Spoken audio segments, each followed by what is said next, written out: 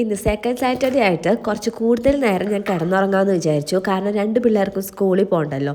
പക്ഷേ അതൊന്നും നടന്നില്ല കേട്ടോ. ഇന്ന് നൈനുക്കുട്ടിക്ക് സ്കൂളുണ്ടായിരുന്നില്ല, പക്ഷേ നൈഹൂരുണ്ടായിരുന്നു കേട്ടോ. അവരുടെ സ്കൂളിൽ, ആർമി സ്കൂളിൽ ഇന്ന് ലീവ് ഉണ്ടായിരുന്നില്ല. നെക്സ്റ്റ് വീക്ക് സ്പോർട്സ് ഡേ നടക്കണതുകൊണ്ട് ഇന്ന് ക്ലാസ് ഉണ്ടായിരുന്നു കേട്ടോ. നൈഹുക്കുട്ടിയാണെങ്കിൽ ഒരു വെൽക്കം ഡാൻസിനൊക്കെ പങ്കെടുക്കുന്നുണ്ട്. ഞാൻ വിചാരിച്ചു അവരിപ്പോൾ തന്നെ അവർക്ക് ഇങ്ങനത്തെ ഓരോന്നിലൊക്കെ പങ്കെടുപ്പിച്ച് കഴിഞ്ഞാൽ അവർക്കൊരു മോട്ടിവേഷൻ ആയിരിക്കും അതുകൊണ്ട് ഞാൻ എന്തുണ്ടെങ്കിലും ഇങ്ങനെ പങ്കെടുപ്പിക്കാറുണ്ട് കേട്ടോ. അപ്പോൾ അങ്ങനെ നമ്മൾ രാവിലെ ഞാനും നൈനും കൂടിയിട്ടാട്ടോ നൈഹൂനെ ഉണ്ടാക്കണത്. എനിക്കാണെങ്കിൽ തീരെ വയ്യ, പനി വരണ പോലെ ഉണ്ട് കേട്ടോ. എൻ്റെ സൗണ്ടൊക്കെ കേൾക്കുമ്പോൾ നിങ്ങൾക്ക് അറിയാൻ പറ്റും തൊണ്ടവേദനയും പനിയൊക്കെയാണ്. പനി വന്നിട്ടില്ല, പനി വരണ പോലെ ഉണ്ട്.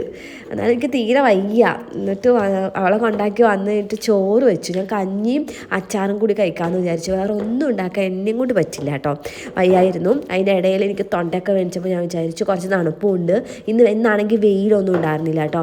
അപ്പോൾ ഒരു സൂപ്പ് ഉണ്ടാക്കി കുടിക്കാമെന്ന് വിചാരിച്ചു. സോപ്പ് എന്നാണ് പറയണത്, മഷ്റൂം സൂപ്പാട്ടോ ഉണ്ടാക്കിയത്. നന്നായിട്ടുണ്ടായിരുന്നു. പിന്നെ ഉമേഷ് ഊണ് കഴിക്കാൻ വരുമെന്ന് വിചാരിച്ചിട്ട് ഞാൻ എന്തെങ്കിലും ഒരു തോരൻ വെക്കേണ്ടത് വിചാരിച്ച് ക്യാബേജും ക്യാരറ്റും കൂടിയിട്ട് ഒരു തോരൻ വെച്ചു കേട്ടോ. അതൊക്കെ കഴിഞ്ഞിട്ട് എൻ്റെ തൊണ്ടയ്ക്ക് ഒരു കിച്ച് അത് പോകാൻ വേണ്ടിയിട്ട് ഞാൻ ചുക്ക് കാപ്പി ഉണ്ടാക്കി കുടിച്ചു കേട്ടോ.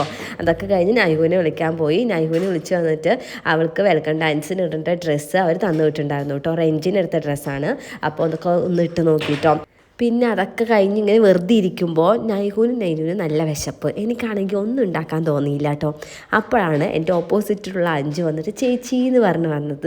എന്നിട്ട് ഈ ഒരു സംഭവം തന്നു കേട്ടോ. എൻ്റെ പേരൊന്നും അറിയില്ല, പക്ഷെ നന്നായിട്ടുണ്ടായിരുന്നു കേട്ടോ. അത് പിള്ളേർക്ക് കൊടുത്തു. പിന്നെ ഇന്ന് ചോറ് കഴിക്കണ്ടെന്ന് വിചാരിച്ച് ഞാൻ അട ഉണ്ടാക്കി കേട്ടോ.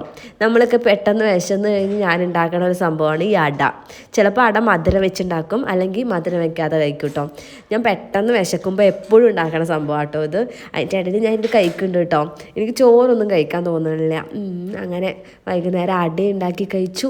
നൈനുവാണെങ്കിൽ ചോറും ഉണ്ട് കേട്ടോ. അത്രേ ഉള്ളൂ. അങ്ങനെ അപ്പോൾ ശരി, ടാറ്റാ, ബൈ ബൈ.